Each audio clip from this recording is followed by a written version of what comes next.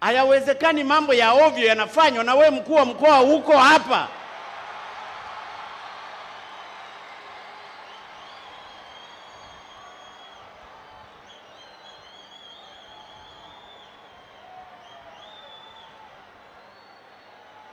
Wewe ndio mkuu wa mkoa huu wa Morogoro ambaye unaniwakilisha mimi.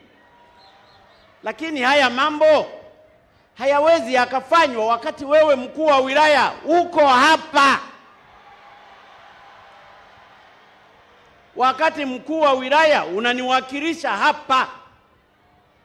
Lakini kuna vyombo mbalimbali ambavyo viko hapa. Kuna mkuu wa TAKUKURU. Kweli TAKUKURU hamuoni hii rushwa inayofanywa hapa?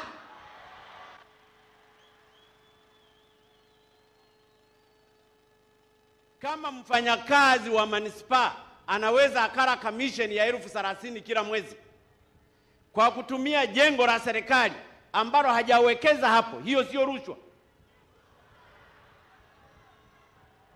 Kwa hiyo najiuliza maswali mengi. Uongozi wa hapa Morogoro ukoje?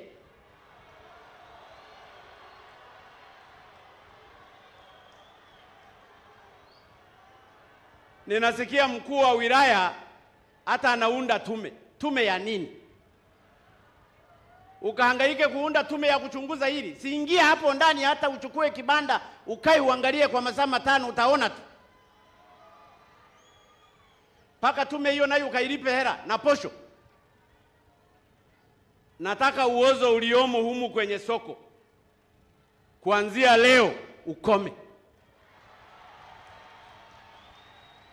Kwa hiyo waziri wa TAMISEMI, mkuu wa mkoa, mkuu wa wilaya, mkurugenzi, mbunge na wengine wote mlioko hapa, mshughulikie hii swala na lisirikie tena.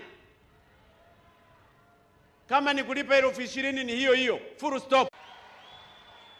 Atajadilumiza wale watu waliowapigia kula. Kazi ya ubunge, kazi ya udiwani ni utumishi, na ni lazima kubeba msalaba wa utumishi kwa kuwatumikia wanyonge. Ni matumaini yangu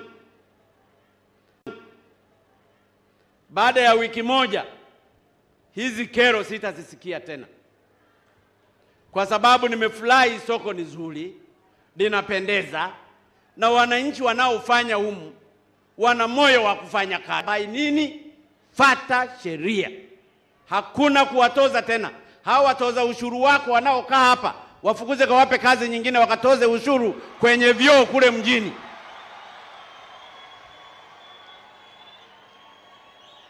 Mnafahamu idadi ya vizimba? Vizimba viko 900. Vizimba sijui vya nini viko 300 na kitu. Hawa watu watakuwa wanalipa kila mwezi. Watu wa humu anakuja analipa 20. Kama ni kizimba cha benki mnajua mnazotoza. Wanalipa hizo full stop. Unaweka watu wa nini kukaa hapa? Na ndio maana wanakaa hapa kusumbua raia, na mimi sitaki raia wasumbuliwe wakati mimi nikiwa rais. Lakini swala lingine, ninaambiwa watu wa bodaboda hawaruhusiwi kurudi hapa jijini. Sasa mnunuzi wa nyanya atakuja kwa miguu azibebe begani nyanya zake anazozinunua. Unajua kuna mambo mengine ni very simple kwa mtu wa kawaida kuyajua. Mbona wa magari mnaruhusu kupaki? Au na magari nao hawaruhusiwi? Hiyo sehemu nyingine ya parking mlioiweka, mmeiweka ya nini? Maelezo umesemaje? Kuna eneo la parking la magari?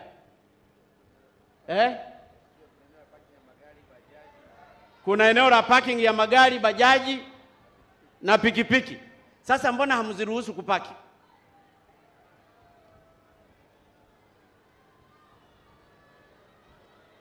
Kama kuna eneo la parking ya magari, bajaji na pikipiki, kwa nini mnawazuia sasa wengine kupaki?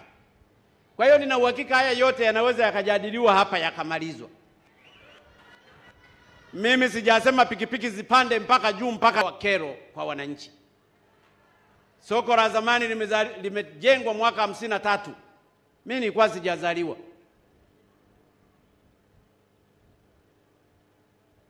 Tangu mwaka 53 bado hatujapata hata uhuru. Kwa hiyo soko hili kwa mamlaka niliyopewa ninaliita soko la Chifu Kingalu.